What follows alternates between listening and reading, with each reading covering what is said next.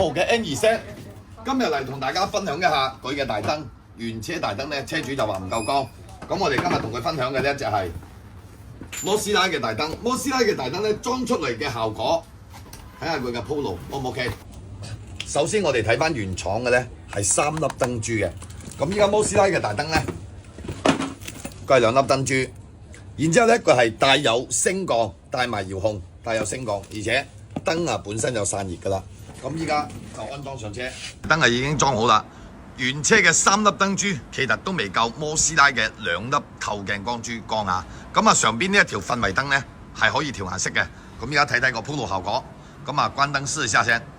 好 OK 開燈。咁啊呢一個咧就係車速比較慢嘅時候咧，翻入小區係啱啱好噶啦。咁如果你係車速快嘅時候咧，你可以使用呢一個調節佢嘅高低，燈嘅高低全部都可以調下。咁啊，只需要呢個遙控器，大家有冇睇到啦？呢個位置啊，佢射程就會更加遠。OK。